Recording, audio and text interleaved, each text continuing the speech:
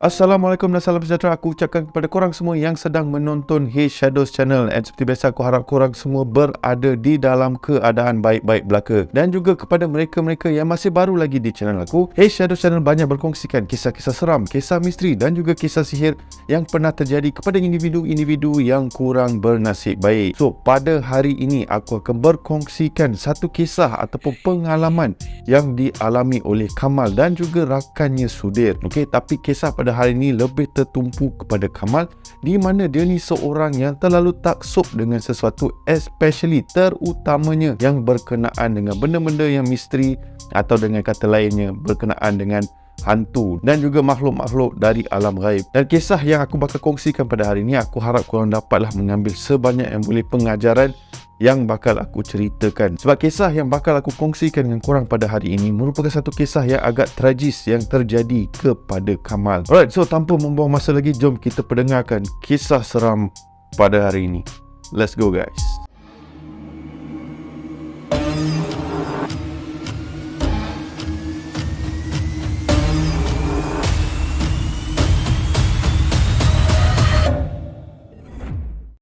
Alright guys, so kisah yang bakal aku kongsikan dengan korang pada malam ini berkait rapat dengan hijab. Alright, so ada di antara kita yang mungkin tak tahu hijab itu apa. So adalah mungkin sedikit sebanyak orang fikir macam, oh hijab tu tudung yang dipakai oleh wanita, especially wanita beragama Islam, untuk menutupi rambut mereka. Tapi hijab ni luas dia punya pemahaman dan penjelasan dia. Salah satunya benda yang kita boleh selalu kita dengar lah bila orang cakap terbuka hijab kan, semua benda tu. So dia selain daripada tudung ke ataupun pakaian ke, tak kisahlah apa-apa sekalipun, hijab ni merupakan satu lapisan yang terlindung. Dan kalau sekiranya terbuka, especially mata kita, alright, selalu kita akan cakap lah hijab terbuka, maka selalunya kita akan dengar cerita-cerita mereka yang hijab terbuka akan senang nampak entiti-entiti ataupun makhluk-makhluk dari alam yang lagi satu. Sejauh mana benda ni betul atau tidak, aku serahkan kepada korang, dan korang boleh kongsi pendapat korang di ruangan komen di bawah. Sebab benda yang bakal aku ceritakan pada korang malam ini obviously berkait rapat dengan makhluk dari alam yang lagi satu. So kisah pada hari ini aku nak ceritakan dengan sesantai yang boleh, sebab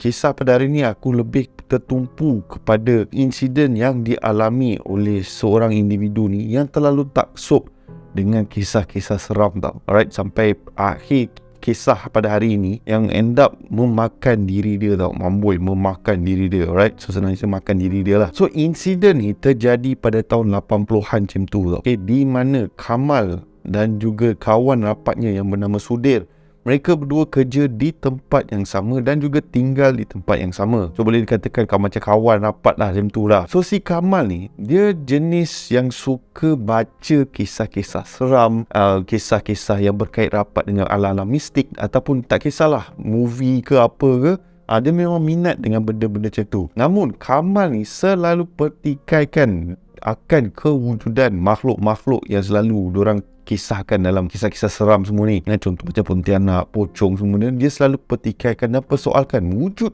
betul-betul wujud ke diorang ni. Sebab apa? Sepanjang hidup si Kamal ni, dia tak pernah merasai, dia tak pernah nampak ataupun tak pernah apa-apa sekalipun lah mengalami pengalaman seperti mana yang dia baca dalam kisah-kisah seram tu. And kalau kata dalam kawasan hutan ke ataupun dekat tempat-tempat kampung ke apa, semua benda tu dia pernah je pergi tempat-tempat macam tu, tapi dia tak pernah terasa ada benda yang tak kena ataupun benda yang rasa seram, sejuk yang tu, dia tak pernah rasa. So bagi dia, dia selalu pertikaikan lah kewujudan benda ni, which end up sampai satu tahap dia punya nak tahu kewujudan benda ni, dia buat sesuatu yang orang kata kalau orang waras tak buat lah benda-benda macam ni kan. So si Kamal dan si Sudir ni, diorang selalulah berkongsi pendapat, okay, berkongsi segala-galanya. Tapi Sudir dia bukan jenis yang terlalu taksub dengan benda-benda yang berkait rapat dengan hantu dan semua benda ni. Bagi si Sudir ni, dia itu hanya cerita yang memanglah adalah pengalaman yang sebenar yang pernah berlaku kat orang, dan diorang pun menceritakan dari segi cerita dan semua benda tu. So dia hanya anggap macam itulah, cerita sahaja. Dia tak setaksub si Kamal ni.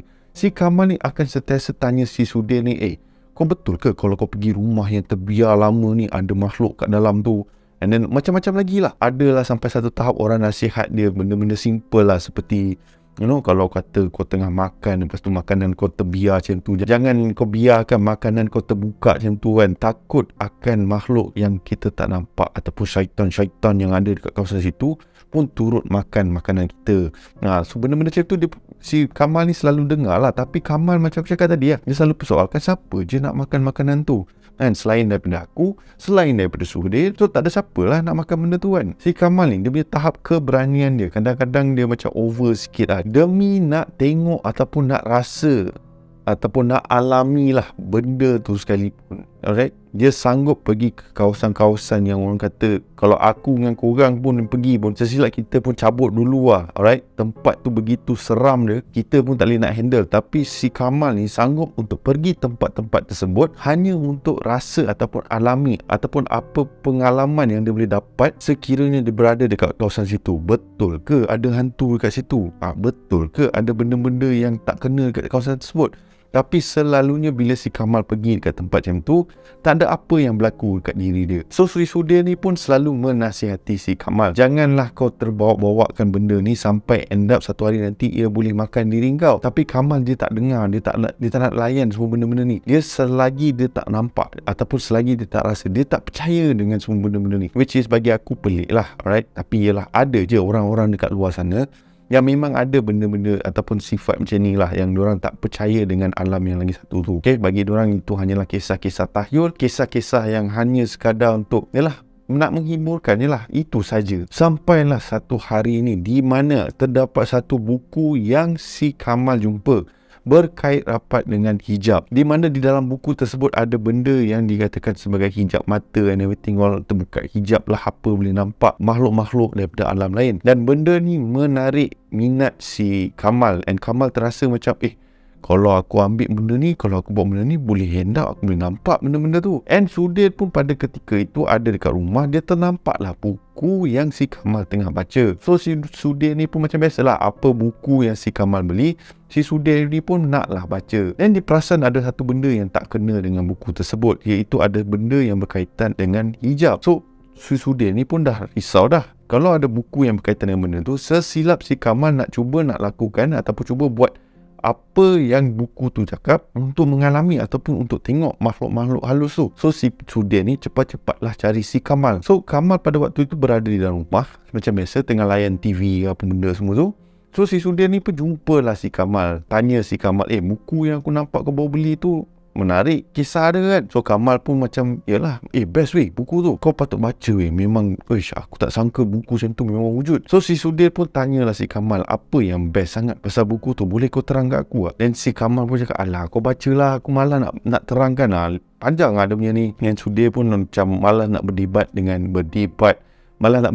si Kamal ni. So si Sudir pun cakap lah dekat Kamal, aku rasa aku tahu sebab apa kau beli buku tu. Dia ada kena-mengena dengan hijab mata dan semua benda tu kan. Macam ni lah Kamal, aku nasihatkan kau janganlah dekati benda-benda macam tu. Kau tak nak berada di dalam keadaan di mana tiap-tiap kali ataupun tiap-tiap masa kau berada, tak kisahlah mana-mana sekalipun, kau akan nampak benda tu. Ni Kamal macam, apa salahnya kalau aku boleh nampak benda tu? Kira dahsyat lah, kira power lah, aku boleh tengok kan, aku boleh tahu apa dia tengah buat dan everything all. Dan si Sudir pun cakap, jangan. Kalau kita sendiri yang kalau tengok cerita hantu pun baca, kadang-kadang kita pun naik remang. Ini kan lagi kalau kita tengok benda tu, lagilah dia punya seram dia lain macam. So janganlah, nasihat aku tolonglah dengar, janganlah kau mendekati benda-benda macam tu. Janganlah kau pandai-pandai nak buka hijab mata kau, bahaya weh. So Kamal pun cakap, okeylah, aku dengarlah cakap kau. So Kamal pun dia nak tak nak pun dia dengarlah nasihat si Sudir ni. So Kamal pada waktu yang sama, dia still rasa tak puas hati tau. Dia still rasa macam, aku segala buku, segala kisah seram yang aku baca, aku still tak dapat feel dia tau, tak dapat dia punya seram dia, sebab aku tak tahu. Diorang selalu bagi tahu macam contoh rupa paras macam mana makhluk tu akan nampak ataupun macam mana makhluk tu akan muncul. Tapi dalam otak aku macam, nampak macam manusia biasa yang cuma nampak lebih creepy. And kalau aku suruh si Sudir pakai makeup macam tu pun, dia pun akan nampak lagi seram kan. So itulah pendapat si Kamal ni. Dan si Kamal macam, kalau buka hijab tu boleh tengok benda-benda tu kan, apa dia tengah buat, dia ada dekat mana semua. Memang power lah. Tapi apa yang Kamal tak tahu, sekiranya lah kalau hijab dia terbuka and dia start nampak benda-benda ni semua, ada sebab lah kenapa, senang cerita macam ni adalah sebab kenapa hijab mata kita ditutup. Sebab kalau kata dibuka, apa? Lemak bai. Mana-mana kita pergi, mana-mana kita duduk, kita makan, kita lepak, kita pergi mandi ke, kerja ke, tidur ke, kita akan nampak makhluk tersebut. So macam si Kamal ni, aku tak tahulah apa yang dipikirkan dia. Sebab ialah orang yang kadang-kadang bila tak percaya dengan benda ni, dia bagi dia apa yang dia boleh lihat dengan mata, benda tu baru betul. Lagi benda tu dia tak nampak dengan biji mata dia, dia tak percaya. Lebih kurang macam tu lah. So sampailah satu hari ni, di mana Kamal sedang on the way ke kerja, and pada hari tersebut Sudir rasa tak berapa sihat. So Sudir ambil lah MC. So macam biasa diorang akan naik bas untuk pergi ke kerja. And pada waktu itu jam pukul 6 pagi, di mana Kamal ni dia nak kena naik bas yang terawal sebab takut kalau dia miss bas tu, dia lambat dah ke office. So dia kena ambil bas yang paling awal pada waktu itu pukul 6. So dalam pukul 5.45 tu dia dah keluar daripada rumah dia, tunggu dekat bus station, and untuk tunggu bas lah, tunggu apa lagi kan dekat bus station kan. So tengah Kamal tunggu kat situ, dan dia nampak ada seorang lelaki yang berada dekat bus station tersebut. So Kamal tahu setiap kali dia tunggu bas untuk pergi kerja, dia tak pernah nampak ada orang lain selain dia dan juga Sudir yang ada dekat stesen bas tersebut. Tapi kali ni dia macam tak sangka pula ada orang kat sini. Selalunya tak pernah pula ada orang. So Kamal berasa pelik lah. So Kamal pun jenis yang suka tegur, suka cakap semua benda kan. So si Kamal pun tegur lah lelaki tersebut. So lelaki tersebut cakap dia pun on the way nak pergi kerja katanya. Alright, so si Kamal pun okey lah, fine lah. Tapi pada waktu yang sama Kamal pun cakap tapi tak pernah nampak pun. Selama ni kita orang selalu naik bas kat sini tak pernah nampak. So lelaki tersebut pun cakap dia baru sahaja pindah dekat kawasan situ sebab ada peluang pekerjaan dekat kawasan-kawasan sini. So dia pun menggunakan bas yang sama yang dinaiki oleh si Kamal dan juga si Sudir. So sementara si Kamal sedang menunggu bas, okay, so Kamal akan sentiasa akan ada buku dengan dia. Dia akan bacalah kisah-kisah seram dia, kisah-kisah hantu, tak kisahlah kisah apa sekalipun. Dan buku yang dibaca oleh si Kamal ni menarik perhatian lelaki tersebut. So lelaki tersebut pun tanyalah si Kamal, awak memang minat buku-buku yang berkaitan dengan kisah-kisah seram ni? So si Kamal pun cakap, ya lah, dia best lah, dia menarik, tapi pada waktu yang sama kelakar. So lelaki tersebut pun balas, kelakar? Maksud, cik, kelakar macam mana tu? So Kamal pun terang lah, kelakar lah. Dia kata, dalam buku ni kan jadi macam ni, sekian. Kamal pun terangkan lah, dia segala cerita lah apa yang ada dalam ni. Dia bagi saya dia satu perkara yang agak kelakar lah. Sebab yelah, saya tak pernah nak rasa benda-benda macam ni kan. So bila diorang cerita benda macam ni, saya terasa macam apa benda ni kan. Dan lelaki tersebut pun cakap, kalau kelakar pun baca juga kan. So Kamal macam tak ada lah. Bagi saya sebagai macam dia macam satu hiburan lah untuk saya kan. Pemikiran kita dekat Malaysia ni dahsyat lah juga kan. Cerita pasal Pontianak lah, cerita pasal pocong lah. So Kamal ni jenis yang mulut pun boleh tahan juga kau hajar dia kan. So lelaki tu pun cakap dekat Kamal, kau tak nak try ke nak tengok makhluk-makhluk tersebut? So Kamal time tu pun dah macam macam tahu-tahu ni kan. So lelaki tersebut pun cakap lah, ada cara yang aku boleh bagi kau nampak makhluk-makhluk yang ada seperti apa yang kau baca dalam buku tersebut. So Kamal pun excited lah, sebab itu memang plan dia pada awalnya untuk buat benda tu, untuk buka hijab mata dia supaya dia nak tengok makhluk-makhluk halus ni semua. So Kamal pun tanya, macam mana nak buat benda ni kan? Boleh ajar, sebab aku memang nak rasa kan, nak mengalami keseraman yang buku-buku ni semua cerita. So lelaki tersebut pun cakap dengan Kamal, kau betul ke kau nak belajar benda ni? Sebab sekali kau belajar dan sekali kau dah nampak diorang, semestinya hidup kau takkan tenang. Sebab apa? Setiap tempat, setiap kawasan yang kau pergi, kau akan sentiasa dengar, kau akan nampak kelibat mereka berada di kawasan-kawasan tersebut. So Kamal macam tak ada apa-apa lah kan. Alah, apa seram je pun. Alah, buku lah dengan cerita lah, itu semua make up je, tak ada apa-apa lah. Itu semua andaian orang lah. Mungkin diorang tak nampak macam tu, mungkin diorang nampak elok ke apa. Lalu lelaki tersebut hanya tersenyum sambil bercakap, baiklah Kamal, kalau kau betul nak belajar apa yang bakal aku ajar kat kau ni, kau kena bersedialah, sebab aku tak bertanggungjawab dengan apa yang berlaku kepada kau selepas aku ajar benda ni. So Kamal pun cakap, tak ada hal lah, benda semua matter je. Nanti kalau kata apa-apa, nanti aku cari kau lah balik kan, kau nak tutup ke apa kan. Dan lelaki cakap, boleh, sebab aku akan sentiasa ada dekat bus station ni untuk pergi ke kerja. So lelaki tersebut pun ajarlah si Kamal macam mana nak buka hijab dia.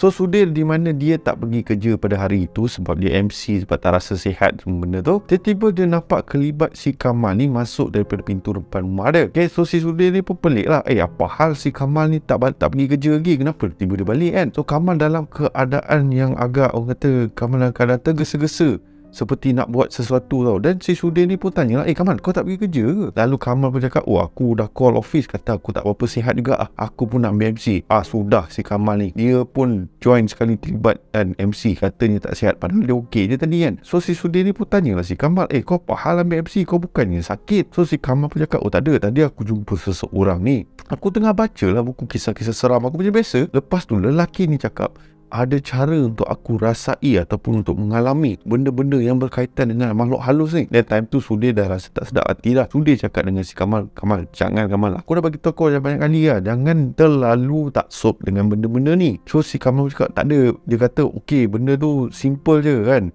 tak ada benda berat lah, benda semua meter je, kata si Kamal cuba memujuk si Sudin ni. So si Sudin ni pun cakap, aku serahkan pada kau lah, aku dah nasihat kau banyak kali, terpulang pada kau, and sekiranya apa-apa terjadi, aku tak nak bertanggungjawab. Okay, so si Kamal pun cakap, okay, tak apa lah, lantak kau kan, sebab aku memang nak tahu lah bro, aku memang nak tahu lah kisah-kisah seram ni semua benda, aku nak merasai kan, takkan kau tak faham lagi, kita dah berapa tahun kenalan kan, kau tahu lah aku ni jenis macam mana kan. So Sudin pun malas nak layan, Sudin pun masuklah ke bilik dia. And pada petang itu, Sudin pun lepas dah berehat lama yang tu, dia rasa okey sikit, dia pun keluar lah. And dia nampak Kamal berada di ruang tamu. So si Sudin ni pada waktu yang sama, dia pun ada perasaan ingin tahu lah.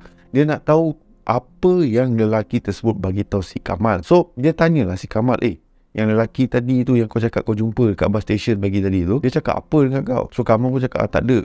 Dia bagi aku satu cara untuk aku buka hijab aku. Dia kata aku kena buat benda-benda ni and baca mantra-mantra ni, and then kemungkinan besar aku akan nampak. Tapi dia kata selalunya kalau baca tak jadi. So aku rasa ada high chance lah benda ni takkan terjadi lah. So si Sudin pun macam, kau biar betul bro, kau memang nak buat ke benda ni? Kau jangan weh. Yang Kamal pun cakap, tak ada. Alah, small matter je kan aku cakap dengan kau, benda ni kemungkinan besar tak jadi apa-apa. So si Sudin ni pun tanya, mantra apa yang kau kena baca tu kan? Mengikut si Kamal, apa yang lelaki tersebut cakap is that si Kamal kena tunggu jam pukul 12 malam. Dia kena baca satu mantra yang diberikan sebanyak ada beberapa kali lah. Dia kena repeat benda tu again and again and again, sampailah cukup bilangan dia, okay, dalam 3,000 ke 4,000 kali macam tu lah. Dia kena baca benda yang sama. And dia kata kemungkinan besar makhluk tersebut akan munculkan diri dia. Tapi pada waktu yang sama, mengikut apa yang Kamal cakap, so mengikut apa yang lelaki tersebut bagi tahu, kalau katakanlah si Kamal ni tak buat benda tu dengan cara yang betul, benda tu tak jadi. So Kamal pun fikir, alah, dia mungkin takkan buat benda tu dengan betul lah, and benda tu confirm takkan terjadi. Itulah apa yang dipikirkan oleh si Kamal. And so Sudin pun cubalah sekali lagi untuk menasihati si Kamal ni untuk jangan buat benda-benda tersebut, sebab takut benda tu akan memudaratkan diri Kamal. Namun Kamal still macam tak nak dengar apa cakap si Sudin ni. So si Kamal ni pun macam consider nak siapkan diri lah untuk malam nanti bila dia nak buat benda tu untuk buka hijab dia. So jam menunjukkan pukul 12 malam. Seperti apa yang lelaki tersebut dah bagi tahu Kamal, Kamal kena berada di dalam bilik yang gelap, and sambil tu dia kena baca mantra yang diberikan oleh lelaki tersebut. So Kamal pun dah tutup lampu bilik dia semua. Keadaan kawasan bilik dia memang gelap, and dia pun duduk bersila ke atas lantai, and dia pun start lah baca mantra tu seperti mana yang dibagi tahu oleh lelaki tersebut. So Kamal pun continue lah baca again and again, sampailah satu tahap di mana dia macam penat tak? Banyak kali aku nak ulang ni. So end up si Kamal ni pun give up benda tu. Dia macam malah aku kan, banyak kali aku nak kena ulang benda yang sama So si Kamal pun bangun, dan dia buka lah lampu dia. And Kamal just duduk terbaring atas katil dia, fikir, aduh, aku kena scam kan, tak manis sel diorang kan. Aku betul-betul nak tahu, nak mendalami benda ni semua, tapi yelah, banyak pula dia punya proses. Aku ingat sekadar macam simbah air ke apa ke kan, ni ada mantra lah, kena buat pukul 12 malam lah, dalam gelap lah. Penat aku ambil MC kan, fikir si Kamal. So time tu, lepas Kamal dah terbaring atas katil yang tu, dia pun bangun, and dia pergilah ke bilik Sudin. Dah lah buat benda-benda rapu dalam bilik dia, lepas tu nak pergi kacau orang pula. And time tu Sudin dah tengah tidur lah. Dia pun buka pintu dan panggil lah Sudin. Kau tengah tidur Sudin?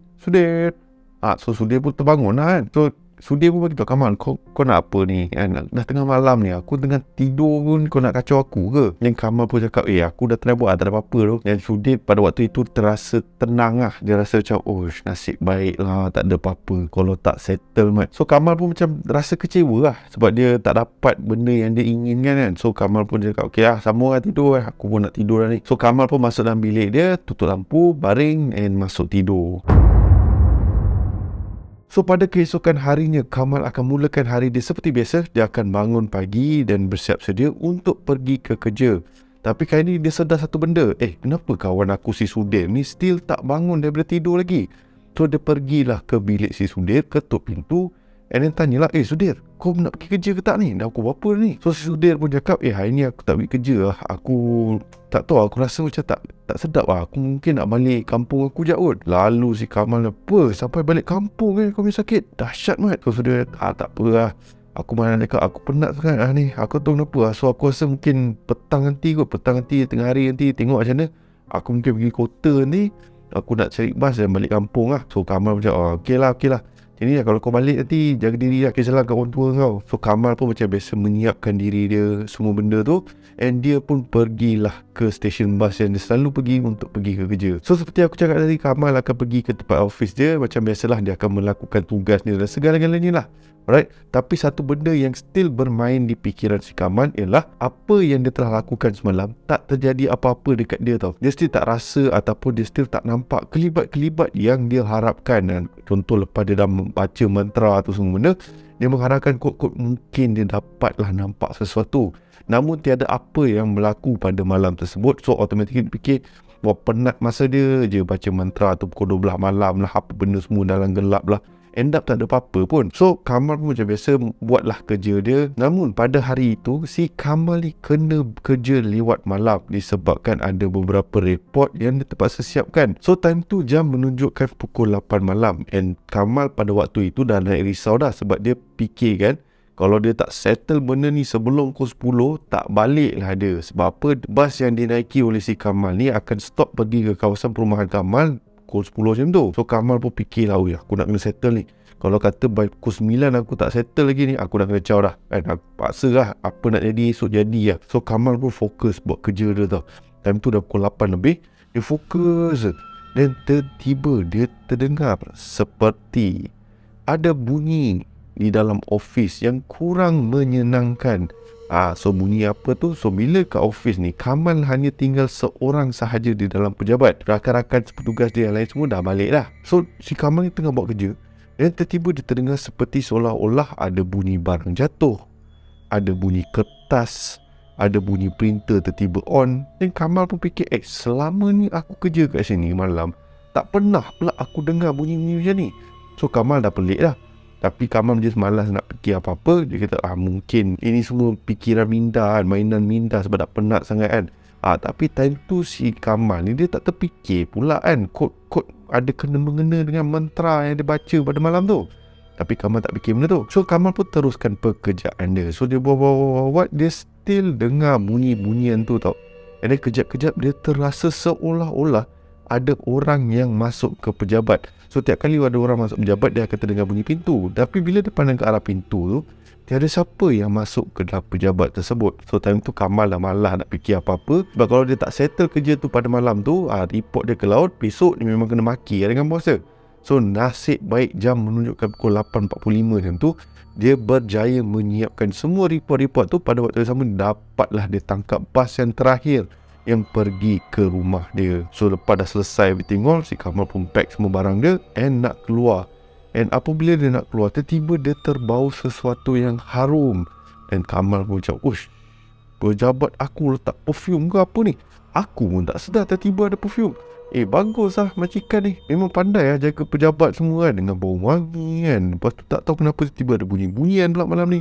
Malah nak pergi lah. So si Kamal ni pun rushing lah keluar daripada pejabat untuk menaiki bas yang terakhir ke rumah dia. So dalam perjalanan ke rumah dia, bas yang dinaiki oleh si Kamal ni, bila nak sampai ke kawasan perumahan dia, selalunya akan tinggal Kamal sahaja di dalam bas tersebut, especially pada waktu malam. Sebab apa? boleh dikatakan kawasan perumahan dia adalah merupakan satu pit stop yang terakhir untuk bas lalu dekat situ. Pada hari tu Kamal jam dah. Apa hal ada satu wanita yang ada dekat belakang tu? Selalunya tak ada orang. So Kamal kejap-kejap pandang belakang, Namun wanita tersebut hanya menundukkan kepala dia pandang ke bawah. Dan Kamal terfikir-fikir, selama ni aku fikir balik, tak pernah ada orang naik bas dengan aku tengah-tengah malam ni. Especially kat kawasan perumahan aku. Sebab selalunya aku je, tak aku dengan Sudir je. Si Kamal pun hanya abaikan apa yang dia nampak. Dia fikir kemungkinan besar samalah dengan lelaki yang dia jumpa dekat bus station tadi merupakan penduduk baru dekat kawasan tersebut ke, ataupun kok memang adalah orang pun yang kebetulan pada malam tersebut kerja lewat macam si Kamal ni. Tapi masalahnya Kamal pun fikir balik, kenapa perempuan ni rambut sampai ke bawah, semua pandang bawah? Tak betul ke apa? So akhirnya bas yang dinaiki oleh si Kamal pun tibalah di kawasan perumahannya. So Kamal pun nak exit lah keluar bas tersebut. Dan Kamal tanyalah bus driver tu, "Bak, tu perempuan tu bang nak hantar ke mana bang? Ni bus stop yang terakhir kat sini. Perempuan tu tak turun pun." And pada waktu itu pemandu bas tersebut hanya pandang ke arah si Kamal and malas nak layan apa yang Kamal cakap. Dan Kamal pun cakap, bang, saya selalu naik bas ni, takkanlah abang boleh layan saya macam ni ya. Kan kau ajar lah." So bus driver cakap, "Tak apa, aku dah penat, boleh aku nak tidur lah." So Kamal pun cakap, "Okey lah, fine lah, lantak kau lah." So Kamal pun keluarlah daripada bas tersebut. And bila bas tu bergerak, dia nampak wanita yang sama juga berada dalam bas tu, hanya duduk kat dalam tu menyepikan diri. So Kamal pun tiba di rumah dia semacam biasalah. Dah pukul berapa tadi tu, dah dekat pukul 10 lebih, dah masuk pukul 11 lah. So Kamal pun fikir, aku dah tak makan malam lagi. So Kamal fikir apa yang ada dalam peti ais, kok dia nak masak ke apa. Kamal pun buka lah peti ais, nasib baik lah ada telur, ada hotdog, ada roti semua. So dia macam biasalah, dia fikir okey lah, mungkin aku boleh masak hotdog, aku boleh goreng telur sikit kan, makan bersama dengan roti. So Kamal buat semua persiapan tu dulu. And then lepas tu dia letak makanan yang dia dah prepare siap semua, dia letaklah atas meja. And Kamal pergilah mandi. And macam aku cakap dengan korang tadi, Kamal ni ada satu perangai dia yang tak senonok, ialah dia suka tinggal makanan dia tak tertutup tau. Dia akan letak atas meja, dah biarkan macam tu saja. So Kamal ni pun masuk dalam bilik dia nak pergi mandi. Dan tengah dia nak siap-siap nak mandi semua, dan tiba-tiba si Kamal terdengar seolah-olah ada sesuatu yang berada di kawasan dapur. So Kamal first thing yang dia ingat adalah, kok Sudir dah balik ke, ataupun Sudir tak jadi balik kampung. So itu apa yang dipikirkan. So dia ingat Sudir ada dekat dapur. So si Kamal ni pun keluarlah pergi ke kawasan dapur and nak tegur lah si Sudir. Dan dia perasan satu benda, kawasan dapur tu gelap, lampu semua tu tutup kan. Ni lagi satu aku jam ni, makanan kau letak atas meja kan, dengan lampu tutup, kau cuba buat apa sebenarnya ni? Aku pun tak buat macam tu. Aku sekurang-kurangnya tutup makanan aku, tapi dia ni tak. Alright. So dia pun pandang ke arah dapur dalam keadaan rumah yang gelap semua, yang ada berlampu hanyalah halaman utama dengan lampu biliknya. So dari bilik si Kamal ni, so contohnya bilik Kamal dekat sini, mengarah sini ke arah dapur lah. So Kamal keluar kepala dia nak tengoklah siapa dekat dapur. And pada ketika itulah Kamal seolah-olah nampak satu kelibat yang sedang duduk bercangkung di atas meja and nampak seperti sedang memakan makanan yang dia telah siapkan. So Kamal time tu dah jam nak, apa benda ni? Kamal cepat rushing pergi ke dapur, pasang lampu dapur, and terkejut dia. Sebab apa? Tak ada apa-apa pun atas meja. Dia nampak makanan yang dekat situ, and dia tak nampak apa-apa kelipat seperti apa yang dia nampak time dia dekat berada dalam bilik dia tadi tu. So Kamal macam fikir, apa yang aku nampak tadi? Aku tersalah nampak ke? So Kamal pun dah jam dah. Tapi Kamal pun fikir balik, ini mungkin mainan minda aku, mainan mata kot. Aku dah penat sangat ni. Tak pun macam ni lah. Apa kata sebelum aku mandi, aku makan dulu. Fikir si Kamal ni. So Kamal decide untuk makan dulu lah. So Kamal pun makan lah makanan yang dia siapkan. Dah settle semua, adalah biasa-biasa makan kan. Kalau ada sisa-sisa dia, so Kamal pun buang lah semua sisa-sisa tu. So selalunya si Sudir ni akan buang sampah yang ada kat rumah tu. Tapi si Kamal ni, dia ada satu, again, another bad habit is that segala sampah yang ada kat rumah tu, dia selalu simpan, dia lupa nak buang. Sama ada dia buang keesokan paginya, ataupun kadang-kadang sampai Sudir buang lah. So Kamal pun buang semua sampah tu, and Kamal biar kat situ, dan basuh pinggan dia tengok, and dia pun menuju ke bilik dia untuk mandi. So bila dia dah masuk bilik dia masuk dalam tandas semua, dia nak mandi lah. Dan tiba-tiba si Kamal terdengar seolah-olah ada sesuatu yang sedang berjalan di dalam bilik dia.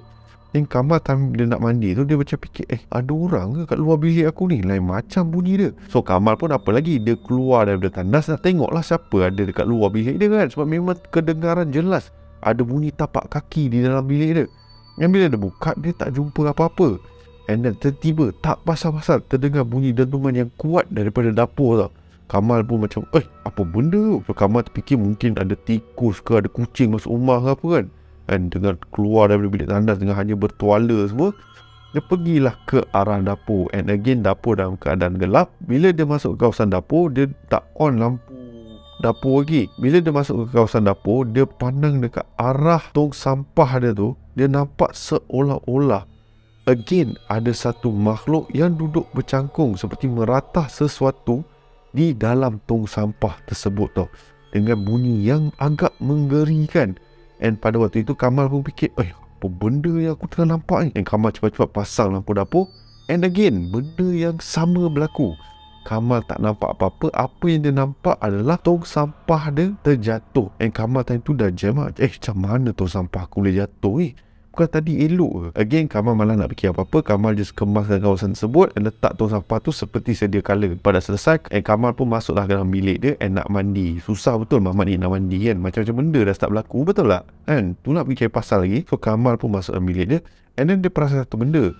Lampu tandas dia dah off. Dia pun fikir, setahu aku terus keluar daripada tandas. Aku tak tutup pun lampu tandas. Macam mana boleh tutup ni? Dia Kamal fikir macam, mungkin aku tertutup kot kan. Aku terlalu rushing ke apa kan. Yang Kamal try lah nak on. Pong, lampu tandas tak on langsung. So memang Kamal dah fikir, alamak ini mesti light bulb ni isu ni kan. So Kamal macam, alas dah lah spare tak ada kan. So dia terpaksa lah guna lilin untuk mandi. So dalam tandas tu ada satu kawasan sinki. Atas sinki tu ada cermin. So dekat sinki tu Kamal letaklah lilin dekat situ untuk menerangi tandas tersebut. Menghadap sinki dan juga cermin tersebut adalah shower tempat mandi tu lah. Kamal ni bila tengah mandi semua, dia selalu pandang ke arah cermin. So macam biasa dengan lampu lilin semua tu, lampu lilin dengan lilin yang menyala, dia pun mandilah macam biasa kan. So tengah-tengah mandi tu, tiba-tiba dia nampak seolah-olah ada makhluk yang berada di belakang si Kamal ni. Kamal pandang dekat cermin tu and dia nak tengok, apa benda tu kan dekat belakang dia. And pada waktu yang sama, dia nampak seolah-olah ada dua tangan yang seolah-olah macam tengah shampoo kepala dia tau. Macam tu sini weh. Dia nampak seolah-olah ada pergerakan di atas kepala dia. And Kamal dengan rasa terkejutnya, dia terus keluar daripada tandas dia dalam keadaan bogel, dah tak fikir apa-apa. And apabila dia keluar, sekali lagi dia terdengar dentuman yang kuat yang datang daripada dapur. Dan si Kamal ni pun dah fikir, apa yang tengah berlaku ni? Kenapa macam-macam benda pelik berlaku ni? So Kamal pun rushing lah pergi ke dapur nak tengok apa yang sedang berlaku kat dapur. Alangkah terkejutnya si Kamal apabila dia pergi ke dapur. And kali ni dia nampak dengan jelas dengan mata dia sendiri ada satu makhluk yang again duduk bercangkung tengah makan makanan di dalam tong sampah tersebut. And apabila Kamal nampak benda tu, Kamal menjerit sekuat hati dia tau. And makhluk tersebut terus pandang ke arah si Kamal. Kamal time tu dah tak tahu apa nak fikir, terus lari ke dalam bilik dia and kuncikan bilik dia. And dia duduk dalam bilik dia tau. Dia tak boleh nak bergerak. And time tu lah dia macam jam. Dia macam, apa yang dah berlaku ni? Ibarat macam Kamal ni tiba-tiba dapat amnesia macam tu tau. Hilang ingatan tau. Dia tak tahu apa yang dia dah buat sebelum tu. Alright, macam aku cakap tadi, dia dah baca segala mantra tu. Sekarang adalah momen di mana si Kamal ni dah start nampak kelibat-kelibat makhluk halus tau. So Kamal dah lap diri dia semua and dah pakai baju everything all. Dan pada waktu yang sama, pintu tandas tu tertutup dengan rapi tau. Namun apa yang membuat Kamal terus lari daripada rumah dia, apabila tengah dia duduk atas katil dia, dia terdengar seolah-olah ada bunyi dentuman yang kuat yang datang dari dalam tandas dia. Seolah-olah pintu tu sedang nak dibuka tau. Macam kuat, non-stop. Kamal terus sampai dompet dia and dia terus lari ke arah bus station dengan harapan kod-kod ada teksi yang lalu ke apa-apa sekalipun. Sebab apa? Dia nak lari ke bandar. So eloknya Kamal keluar daripada rumah dia, Kamal pandanglah ke rumah dia. So di depan rumah si Kamal ni terdapat beberapa tingkap yang boleh nampak ke dalam. And apa yang mengejutkan si Kamal apabila si Kamal nampak seolah-olah ada makhluk yang sedang berdiri di dalam rumah si Kamal ni, sedang memerhati si Kamal. And time tu Kamal dah tak fikir apa-apa, dia terus cabut dan lari ke stesen bas tersebut. So apabila dia sampai ke stesen bas tersebut, dia nampak ada seorang wanita yang sedang duduk dekat stesen bas tersebut. So Kamal berucap, tolong lah, jangan ada gangguan lagi ni, tak manis weh. So Kamal dah jam lah time tu tau. So apabila si Kamal ni mendekati wanita tersebut, dia nampak wanita tersebut sedang mendukung seorang bayi bersamanya. So time tu Kamal fikir, okay, ni mungkin ada emergency ni, anak tak sihat ke apa benda lah. So Kamal pun duduk lah dekat situ. Dan Kamal pun fikir, tolong ada teksi, tolong ada teksi. Dan setelah lama Kamal menunggu, Kamal pun tanyalah wanita di sebelahnya. Kamal tanya, Puan tunggu lama dah kat sini, sebab apa? Saya rasa macam tak ada teksi nak pergi bandar ni. Dan wanita tu balas, selalunya kawasan sini bila dah lepas pukul 10 malam, jarang ada kenderaan. Kalau tuan bernasib baik, mungkin adalah teksi yang atau apa-apa kenderaan yang akan datang, tapi selalunya tak ada. Dan Kamal pelik, dan kalau macam tu puan tunggu siapa? Dan wanita tersebut balas, saya sedang menunggu suami saya, sampai sekarang tak sampai-sampai. Dan si Kamal cakap, puan kalau boleh lah saya nak minta tolong lah, kalau suami puan boleh tolong hantar saya ke bandar. Lalu wanita tu pun bercakap, boleh, tak ada masalah. Kalau tuan sudi dan tuan tak rasa risau ke apa, tuan bolehlah ikut saya. Yang time tu Kamal lah yang lagi pelik dengan jawapan si perempuan tu. Dan Kamal pun tanyalah sekali lagi wanita tersebut, masuk puan apa, and kenapa dengan anak puan lewat-lewat malam macam ni keluar kan? So wanita tersebut mula menangis dengan begitu kuat sekali tau. Dan si Kamal ni pun cakap, puan, saya minta maaf lah kalau soalan saya tu terburis hati ke apa kan. Lalu wanita tu cakap, awak cuba tengok anak saya. Dan apa yang mengejutkan Kamal adalah apabila wanita tersebut menunjukkan anak dia. So apa yang Kamal nampak adalah seperti bangkai yang dia sedang dipegang atau didukung oleh wanita tersebut. Kamal time tu terus terkejut, and lagi terkejut apabila wanita tersebut pandang ke arah Kamal. And Kamal tak percaya dengan apa dia lihat. Mengikut kisah, Kamal nampak wanita tersebut mata seolah-olah terkeluar daripada soketnya. Soketnya weh. Separuh daripada mukanya seolah-olah dimakan oleh ulat, dan kelihatan wajah yang tersangat mengerikan. Sampai satu tahap Kamal menjerit dan terus berlari daripada stesen bas tersebut. And Kamal ni bila dia lari disebabkan terlalu panik dan terlalu takut dengan keadaan tersebut. Kamal tak tahu macam mana dia termasuk ke dalam satu hutan ni yang berdekatan dengan kawasan perumahan dia. And apabila dia masuk ke dalam hutan tersebut, di situlah Kamal mula melihat segala makhluk yang dia tak pernah nampak. Ada yang sedang bercangkung, ada yang sedang panjat pokok, ada yang sedang bergayut dan bermacam-macam lagi lah. Namun apa yang dia nampak tu bukan binatang, tapi makhluk halus yang berada di dalam hutan tersebut. Dan kesemuanya memandang Kamal seolah-olah mereka dah tahu yang Kamal boleh nampak diorang. Selang seminggu selepas itu, Sudir pun pulanglah ke rumah dia. Selepas seminggu si Sudir ni berada di halaman kampungnya, akhirnya dia pun pulanglah ke rumah dia yang di mana dia tinggal bersama dengan Kamal. Apabila dia sampai di pintu hadapan rumah dia, dia terkejut dengan keadaan luar rumah, dengan keadaan tak terjaga, dengan daun-daun kering lah, dengan sampah lah semua benda. So si Sudir ni pun pelik lah, apa dah jadi dengan rumah ni, Kamal tak jaga ke? Aku baru pergi seminggu je kot, bertuah dengan member. So apabila si Sudir ni masuk ke dalam rumah, alangkah terkejutnya apabila dia bau sesuatu yang kurang menyenangkan di dalam rumah tersebut tau. And dia nampak seolah-olah ada kesan-kesan coklat di atas lantai. Dan dia pelik, apa benda ni, lumpur ke apa? So apabila si Sudir ni mendekati lumpur-lumpur tersebut, alangkah terkejutnya dia apabila dia mendapati itu bukan lumpur pun, and ia merupakan najis. So si Sudir ni pun jam lah, ada binatang ke dalam rumah ni kan? Tiba-tiba ada najis ke? Kamal tak balik rumah ke macam mana ni kan? Binatang terlepas masuk ke apa kan? So Sudir dah risau lah, takut ada binatang liar ke apa berada dalam rumah. Dan tiba-tiba dia terdengar seperti seseorang yang sedang menangis And bunyi tersebut datang daripada bilik si Kamal. Lalu si Sudir ni pun buka lah bilik si Kamal. Dan alangkah terkejutnya Sudir apabila dia nampak si Kamal sedang duduk di atas lantai sambil memeluk kedua kakinya ke dada dia sambil terhuyung hayang tinggi tau. Member dalam seolah-olah dalam keadaan yang tertekan dengan keadaan tak terurus. Dan apa yang lagi mengejutkan si Sudir adalah si Kamal ni berada di dalam keadaan yang bogil, tak berpakaian seutas benang sekalipun. Dan si Sudir ni pun tegur lah, Kamal, apa korang buat ni? Apa dah jadi? Lalu apabila Kamal pandang ke arah Sudir, Kamal menjerit, keluar kau, aku tak nak kau ada dalam rumah ni, aku tak nak tengok kau lagi, pergi. Dan Sudir pada waktu itu dah tak tahu apa yang dah berlaku. Tapi Sudir dah risau dan dia mula ingat kemungkinan besar malam yang dia baca mantra tu dah terjadi dekat dia tau. Dia kemungkinan dah start melihat benda-benda yang dia tak patut lihat pun. And time tu Sudir cepat-cepat menelpon keluarga si Kamal di kampung. So pada petang itu keluarga si Kamal pun tibalah di rumah si Sudir ni.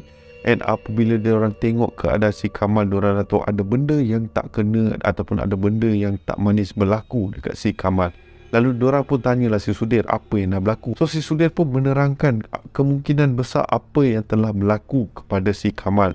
Lalu keluarga si Kamal ni pun decide untuk bawa balik si Kamal ni pulang ke kampung untuk berubat. And Sudir ni merupakan seorang kawan yang boleh katakan kawan yang amat setia pada rakannya kan. So selepas dalam beberapa hari macam tu si Kamal dah pulang ke rumah, si Sudir ni pun call lah keluarga si Kamal ni.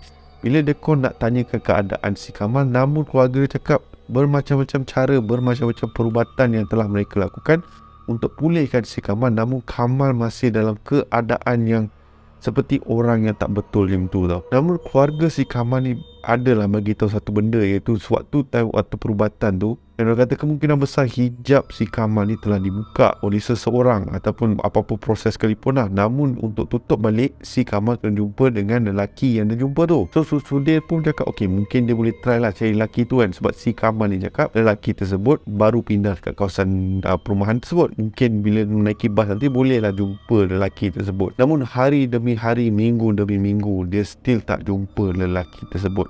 And sampaikan apabila si Kak Sudir bagi tahu keluarga dia syak yang kemungkinan besar lelaki yang dijumpai oleh si Kamal bukan manusia tapi makhluk daripada alam yang lagi satu. So in the end, diorang terpaksa letak Kamal di sebuah institut mental disebabkan atas keadaan Kamal yang agak ganas. Seolah-olah bila dia ternampak sesuatu, dia akan bertindak ganas. Dan diorang keluarga si Kamal ni pun risau kokot nanti boleh mencederakan mereka ke apa. So diorang tiada pilihan lain untuk meletakkan dia di institut mental. Dan Sudir pun, kawan yang rapat dengan Kamal, pun berasa sedih sebab apa? Rakannya tak dapat dipulih sepenuhnya disebabkan oleh trauma yang dialami oleh si Kamal.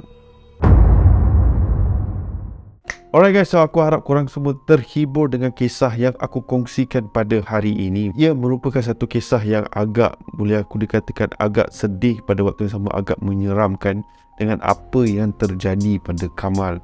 Yalah, korang bayangkan selama ni korang hidup macam biasa kan, tak nampak apa-apa, disebabkan si Kamal ni jenis yang yalah nak tahu pasal alam yang lagi satu, dia pergi buka ijab mata dia dan semua benda dia dah nampak. Right, sampai end up keluarga dia terpaksa hantar dia ke institut mental. So pengajaran yang kita boleh dapat kat sini, kalau macam selalu cakap dalam konten-konten aku ke apa semua benda tu, yes, aku memang banyak berkongsikan kisah-kisah seram and everything, tapi anggaplah ia sebagai satu hiburan dan jangan terlalu taksub. So apabila kita terlalu taksub dengan sesuatu, jadi macam Kamal lah. Alright, terlalu taksub sampai ambil kau. And orang tak nak tengok benda tu, tapi dia nak tengok, lalah terkena pada diri dia. So ingat, jangan terlalu taksub dengan sesuatu benda. Alright, kita sedang-sedang sahaja, amboi. So sekiranya korang suka pada konten yang aku kongsikan pada hari ini, korang boleh tekan butang like yang ada di bawah. And kepada korang yang masih belum subscribe ke channel aku, korang boleh tekan butang subscribe, diikuti dengan bell notification supaya mana-mana konten yang aku uploadkan, korang akan diberitahu terlebih awal. So seperti biasa, nama aku Shadows, and by the orders of the Shadows, sehingga kita berjumpa lagi di konten akan datang. Stay safe, stay healthy. Assalamualaikum. Bye-bye.